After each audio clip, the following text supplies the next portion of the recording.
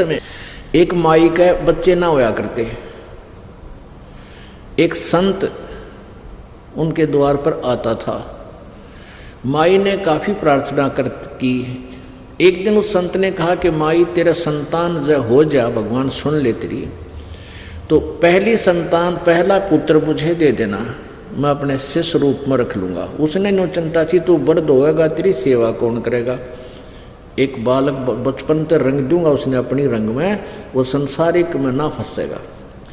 तो माई वचनबद्ध होगी कि महाराज अगर मेरे 2 पुत्र हो गए तो पहला बेटा मैं आपने दे दूंगी। पक्की बात से पक्की बात। परमात्मा की रजा हुई, पहला पुत्र हो गया और वो साल भर का हुआ, इतना दूसरा और हो गया, तीसरा और हो गया, 1-2 बेटी होगी। और उससे कई वर्ष हो गए थे शादी ने, उनका संतान ना हुई थी। तो माई को खुशी हुई भी महाराज जी का क्या वचन कर रखा है। वो आश्रम में रहा करते थे, वहीं आश्रम था उनका गांव से बाहर। तो माई ने संदेशा दिया कि महाराज आपकी कृपा से ये पुत्र हुआ था, तो आपकी दया से 3 पुत्र हो गए और ये आपका बच्चा। ने बोला माई ने 2-1 साल और रख ले तो फिर मुझे दे दो। वो 3-4 साल का हो गया, थोड़ा सा तो महाराज को दे दिया। 2 उसके पास रह गए, 1 बेटी।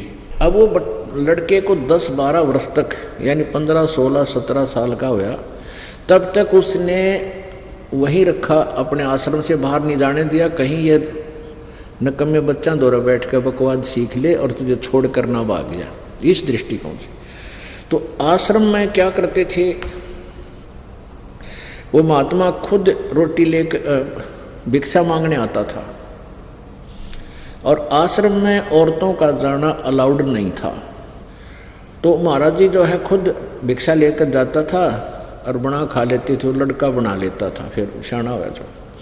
एक दिन उस बच्चे के, उस महात्मा जी का बुखार हो गया बहुत ज़्यादा और वो 2-3 दिन तक चल गया। जो भिक्षा ला रखी थी वह खत्म होगी।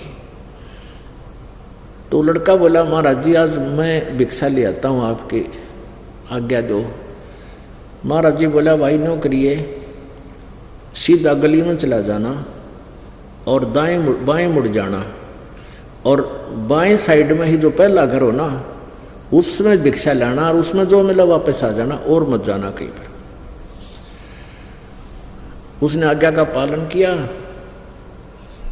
वो दौड़ा लेकर चल पड़ा। वहां जाकर क्या देखा उसने कि जब उसने कहा कि माई भिक्षा देना, उस माई ने कहा कि जा बेटी, उसकी लड़की से, वो लड़का 18-19 साल का हो गया, वो लड़की थी 15, 16, 12, 13 साल की, 10-12 वर्ष की होगी। उसकी माई ने कहा कि जा बेटी बाबा जी का भिक्षा गाला। अब वो भिक्षा लेकर गई तो उसने क्या देखा कि उस लड़की की चेस्ट पे जैसे दूध ही उभर आती है बच्चे के। तो उस लड़के ने सोचा ये इस बहन के फोड़े हो गए और उनके गुरुजी का एक दिन फोड़ा हो गया था और वो फोड़ा बाल तोड़ था, अच्छा मोटा हो गया और महाराज जी घना दुख हो गया था, काफ़ी मतलब पीड़ा महसूस करते थे, रोते थे रात को। तो वो 1 हफ्ते में जाकर वो फोड़ा फूटा था, वह दवाई जुड़ी बांधने से। तो उसने सोचा कि ये जो गुरुजी का फोड़ा हुआ था इस बहन के ये फोड़े हो रहे से 2। वो कहने लगा बहन आपके ये फोड़े हैं ना, आपके फोड़ों की दवाई मेरे गुरुजी के पास है, आश्रम में आ जाना, इन फोड़ों की दवाई लगा देंगे, आपको दर्द नहीं हो रहा। अब उस लड़की ने सोचा ये बकवाद कर रहा निकम्मा ढेड़। तो वह गालियाँ मंड गई उसने, ढेड़ तेरा माँ कोई ना तेरा बहन कोई ना, अपनी बहन के फोड़े फुड़वा ले, नो करवा ले, वो लड़ने लगी। उस माँ ने सोचा ये क्या झगड़ा हो गया इनका। वो आई, माई ने पूछा कहाँ से आए हो महाराज जी? जी आश्रम से आया हूँ मैं। वह जानेगी क्यों तो ये बेटा मेरे वाला जो मैंने दान किया था। उस बेटी को पता क्यों बाहर आने नहीं दिया उसने, उस पहचानते नहीं थे एक दूसरे को, ना घर जानता था वो लड़का। तब उसने कहा महाराज जी, वो लड़की को समझाया, बेटी क्यों गाल दे रही है, तेरा भाई है। अरे इसने देखा नहीं आज तक, कोई समाज बाहर आया नहीं, महाराज जी को मैंने इसको दे रखा है, आज ये पहली बार आया है, क्या बात होगी महाराज जी, गुरु जी क्यों नहीं आए। वो बच्चा बोला, माई की बेटी, गुरु जी को बुखार हो गया है इसलिए मुझे भेजा है, और उसने यही घर बताया था कि और घर से भिक्षा भी नहीं लाना है।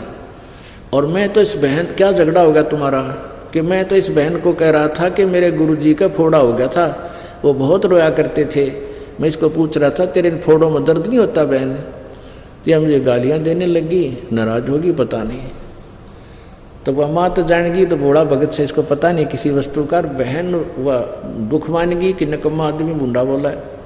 तब उस माई ने बताया कि महाराज जी ये मेरी बेटी है और ये फोड़े नहीं हैं, इसकी हम शादी करेंगे 1, 2 साल, 4 साल में, 5 वर्ष में, और शादी के बाद फिर इसका संतान होएगी, और वो संतान के लिए इनमें परमात्मा दूध देगा उस बच्चे के लिए। ये फोड़े नहीं है, ये इसके सतन हैं, और इनमें दूध आओगा, संतान जो इसके बच्चे पैदा होंगे दूध पिया करेंगे इस तरह। अब कब कितने दिन में शादी करोगे, कि 2-4 वर्ष में और शादी करेंगे, और 1-2 वर्ष में फिर बालक होगा। अब वो जितना आटा उसने डाल रखा था ना लड़की ने, वह जोड़ी वही फेंक दी और चल पड़ा वापस। अब क्या सोचा उस बालक ने कि हे परमात्मा, जब माँ कद आज यह लड़की 4 साल बाद से ब्याही जाएगी, और 2 साल के बाद जिसका बच्चा होगा 6 साल हो गए, और 6 साल एडवांस भगवान ने प्रबंध कर रखा आने वाले बच्चे का, तो हमने कि आश्रम में भूखे मरण देगा, क्यों मांगते अंडे। वह बूढ़े झोली पटक दी ठाक। अब वो थैला वहां डालकर वापस गया। महाराज जी दुखी थाए, बीमार हो रहा था, कहने लगे बेटा भिक्षा नहीं लाया। महाराज जी नहीं लाया, ना लावा आज के बाद। बोला रे की बात होगी, किसने के कह दिया। अब महाराज जी कहा किसी ने कुछ ने को नहीं। जब परमात्मा इतना एडवांस व्यवस्था करता है तो हम क्यों चिंता करें, आप करेगा व्यवस्था। वो सारी कहानी बताई। वो महाराज जी ने सोचा ये अच्छा निकम्मा पैदा हुआ, भूखा मरेगा और मन में मारेगा भी वो। अब वो तो मानने कोई ना, बूढ़े चला जाना, बुखार घना हो गया, अपना सब्र करा, भाई देखी जाएगी जो होगा, कि करे निकम्मा हाथ लग गया।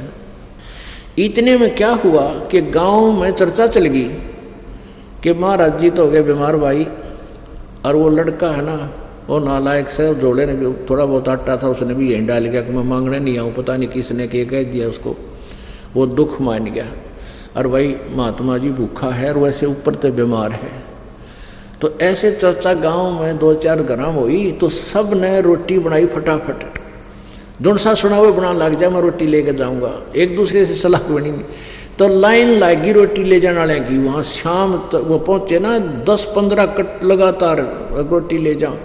वहाँ आश्रम में ढेर ला दिया रोटियाँ का 4 बजे।